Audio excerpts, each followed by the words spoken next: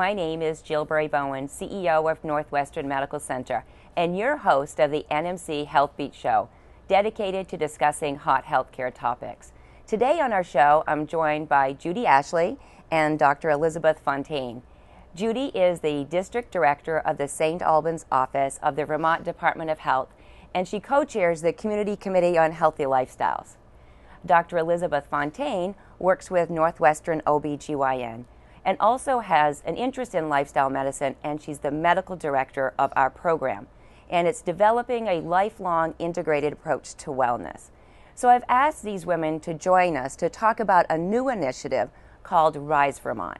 So thank you so much for joining us today. Pleasure.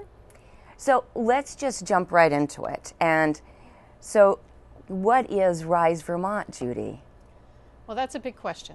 And thank you for inviting me to be part of this conversation. Rise Vermont is really looking at prevention and how we can help people live healthier lives. And how it started was the health department has a strategic plan, which obviously includes obesity and prevention. When I was on the hospital board, we developed the strategic plan for the hospital, and also obesity came up as an issue, helping people be healthier. And so you and I were both very interested in it, and had a lot of conversations about what could we do to help our communities be healthier. And so we had a cup of tea, and we decided to bring some folks together. And we looked around our community and tried to bring in some folks who represented the business community, the schools, the media. We looked at medical providers, and Dr. Fontaine was one of them, and other community members and the Chamber of Commerce. And we brought that group together, and basically I presented some data around how we were doing in our area and discussed how we could make improvements and what might we want to do. And that group decided that this was something worthwhile, worth taking on. And so we actually were the Community Committee on Healthy Lifestyles. And as we evolved, the Rise Vermont logo and symbol came up. Great. I know there's so much energy regarding this program, and Dr. Fontaine, I think it's really interesting as a physician that you're involved, because we know you in the community as doing OB and GYN. So tell us a little bit about your interest in lifestyle medicine and how this group connects to the work, and what this Rise Vermont kind of means to you. Well, first of all, thank you for inviting me this morning. Absolutely. I'm very proud to be sitting with the two ladies that spearheaded this program. So my background, actually, before, I always say my previous life was in physical education, and I did a master's degree in exercise physiology and obesity. And when I went in medical school, I was going to sports medicine, but I didn't feel that this was exactly what I was looking for. So the lifestyle at that time was not as important. So I feel like within the last 5 years, I kind of, started going back to my love into the lifestyle medicine with my practice, and progressively build hopefully a lifestyle practice that will be in the lifestyle department. So I've been working, for the last 4 years with the Better You program, trying to change lifestyle into individual, and this is where we're at. Wonderful. Well, thanks for being such an active part of the program. So what do we want to accomplish with this program? Well, I think Dr. Fontaine, mentioned it, and it's great having her participating in this whole project as well, and getting her insights into how we can improve our health. I think we all need to live healthier lives, myself included. We know that eating too much of the wrong thing can increase your cholesterol. It also can contribute to type 2 diabetes. I think we know that just sitting around too much causes, cardiovascular disease, right, and increased weight gain. So those are the kinds of really basic things we're looking at. How do we get people to move more? How do we make it easy to live healthy? How do we make sure that our kids and our families can go to smoke-free events, and that people aren't just standing around smoking, so our kids can see that? We want to make sure that we're all moving more. We know that in our area, people don't have enough leisure time to get out and really be active. And one thing I'm very proud of and very excited about is kids walking to school and biking. And I think in this area, We see quite a bit of that in St. Albans area, and other towns are starting to see it. So there's a program called Safe Routes to School, which the health department helps spearhead and works with a statewide partner that goes into schools. And they really look at how can kids safely walk and bike to school.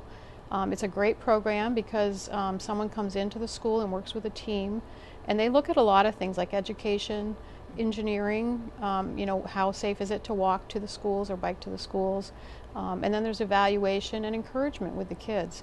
And I'm really, really proud that we have 10 schools in our area that are participating in this program. And I'd like to read the list because I think it's a testament to where we want to go and what we want to do. Absolutely. So for most folks in this area, they know that St. Albans City School participates.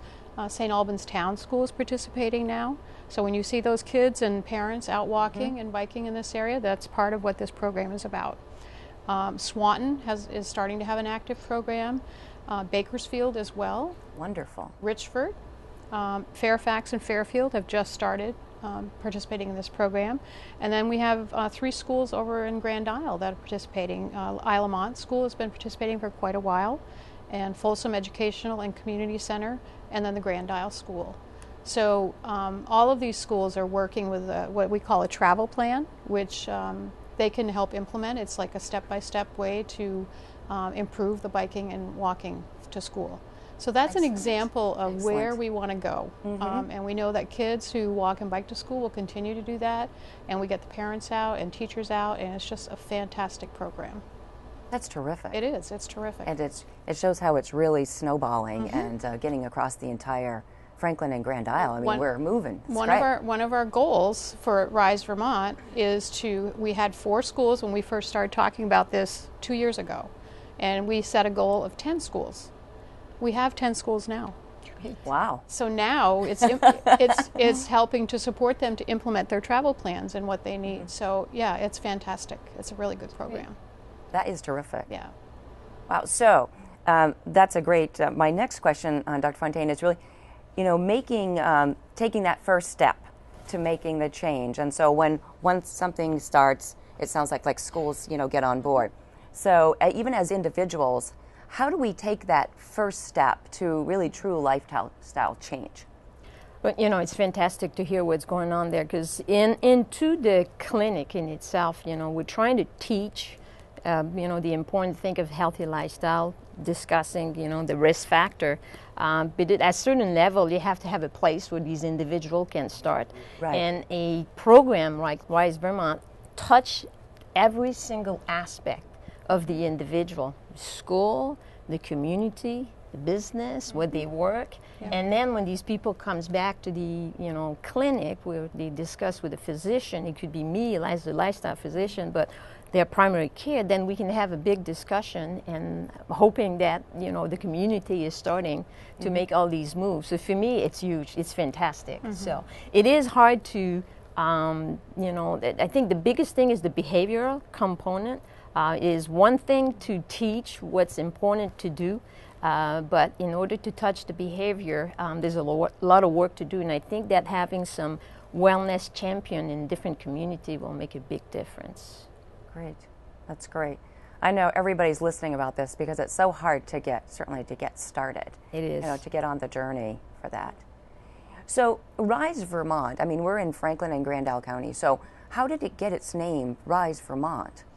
Well, we have quite a few creative people in our group. That's for sure. Don't you think? Absolutely. And the energy from that group has been fantastic. And so a few people got together. I was not one of them, unfortunately, and sat down and basically created this logo and came back to the group and said, here's our suggestion for what we can call it, because we were looking for a tag, something that we could call ourselves. And Rise Vermont is really about helping us to rise above the bad outcomes that we now have. And I think you've said this several times. Yes. How do we rise above some of those bad outcomes? Because we know we have our outcomes around physical activity and healthy eating and weight gain are not great. And that's part of the data that we looked at our first meeting to figure out what we needed to focus on. So those are the things we focused on. That's great. Yeah. It's great because it's not just limiting to our area.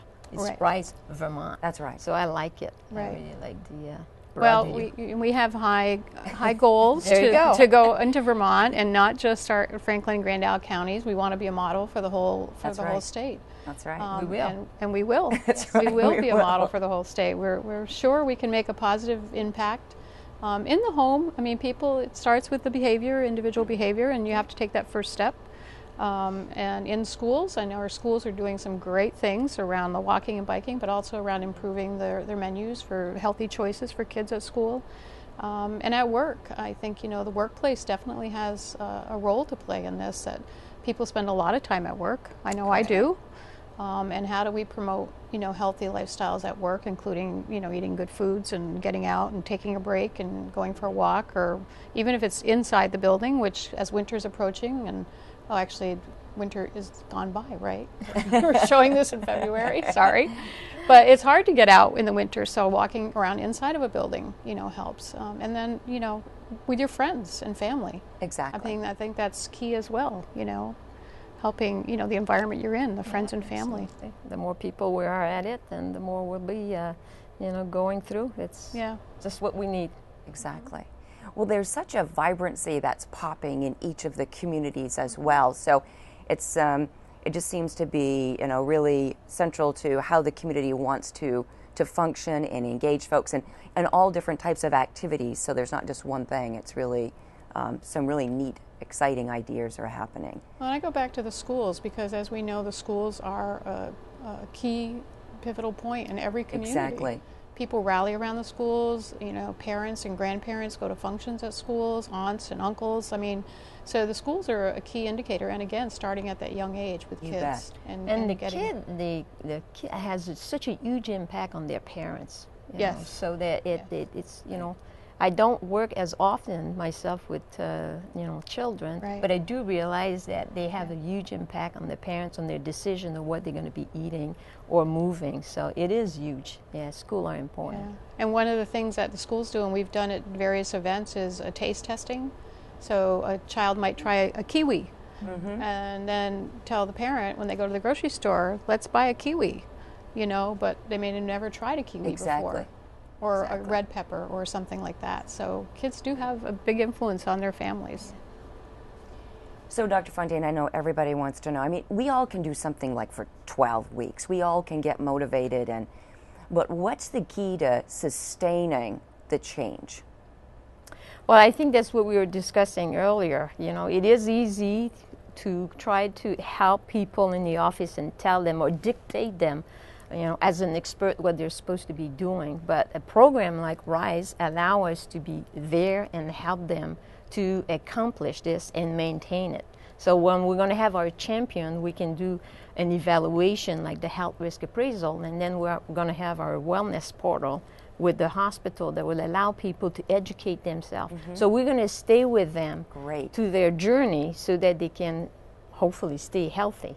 And that's how I see it. So it's a group effort, not just a physician in the office that tells you what you need to do, but the whole community that works in a program like this, where we work in association in order to make sure that they can continue in their better health. Well, and one of the things I talk about a lot in public health is we're not here to tell you what to do. We're not going to come into your community and tell you this is what you have to do. We're here to help support you. What do you want to do? What's important to you? So that's a key piece to this, that we're not planning to come in and say, well, you need to eat this and you need to do that. What do you want to do? Do you want to help your community be better and improve things? And that's a big piece of it. Super. Yeah. So I would love to talk a lot more, because this is Yes. the most exciting topic. It is. But so will there be more information out, or what should the community expect so people get to know more about what's going on? Yes, there will be more information. We're hoping, and we've talked about this, of doing maybe a series that focuses on Rise Vermont, at least maybe once a month or something. That'd be so great. People, Love to have as you, we yeah. roll things out and getting some different folks on here.